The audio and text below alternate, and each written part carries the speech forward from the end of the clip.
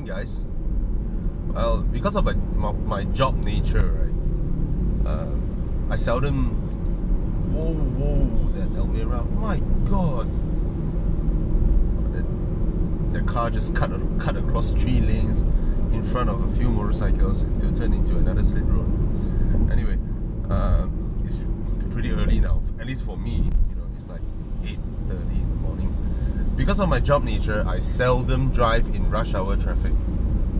And I just want to say something today, because why I record this is that earlier on I break away a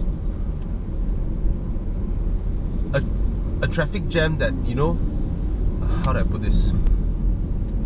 I think they call it some sort like the ripple effect traffic jam. You know, sometimes where you just stop for no reason and then you wait for a while, and then as you drive off, you'll be like, what happened?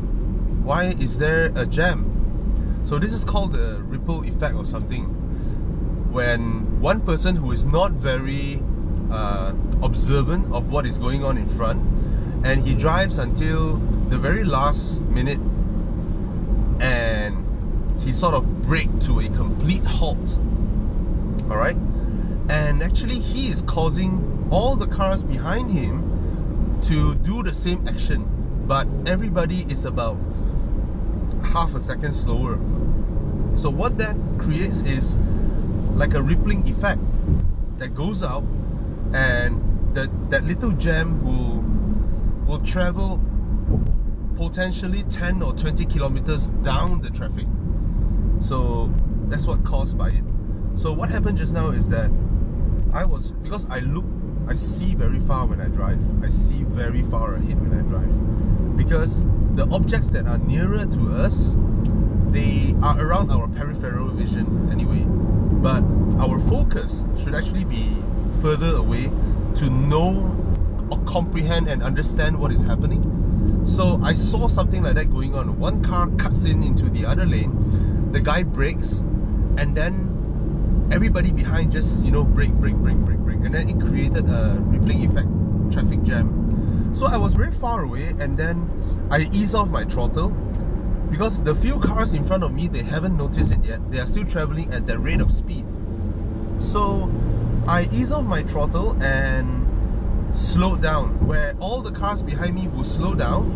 So what I did is that I leave a very large gap just to make sure that I did not come to a complete stop, to allow the cars to slowly move off again while I merge back into the traffic, and hence I cancelled off that rippling effect traffic jam, which if I have not reacted that way, it would potentially, you know, still go on behind. But of course, that doesn't mean it stopped everything, because in morning rush hour traffic, there are many of these happening at any minute, any second. But what I'm trying to say here is that sometimes if you are being more observant, you can actively prevent a lot of unnecessary things from happening while we're driving. So I know a lot of people might nitpick shit and do shit like saying, oh Bobby, you're not paying attention when you're driving, or why are you traveling on the overtaking lane? You should come back in all the time. Yeah, that's the law, I know, but unfortunately, given how Malaysians use our road, that doesn't really apply here, right? Over here, our slow lane is the middle lane. Yeah, I don't know why slow people just want to hog the middle lane, and then what they did is they created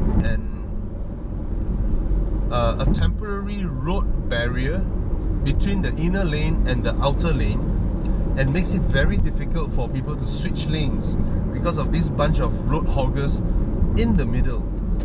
Say for example, you need to keep right to exit off, or you need to keep left to exit off, you know, and there's this perpetual row of slow cars in the middle, just blocking everybody from doing that, and hence everybody does it at the very last minute and created unnecessary jams again.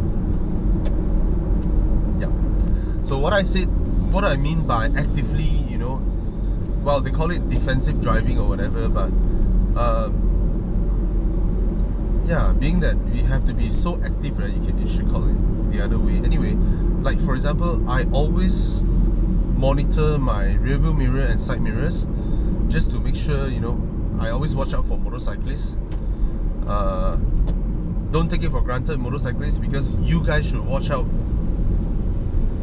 first and foremost, because you're at the losing end. It's just like us when we drive around big trucks.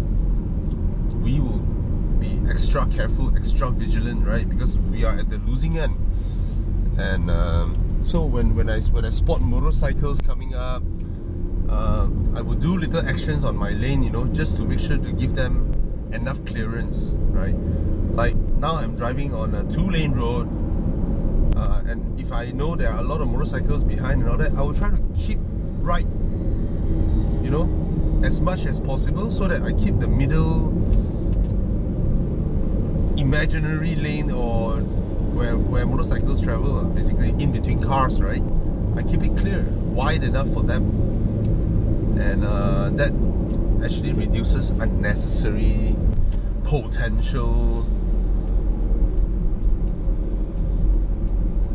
yeah, damages to each other. Alright? Peace out.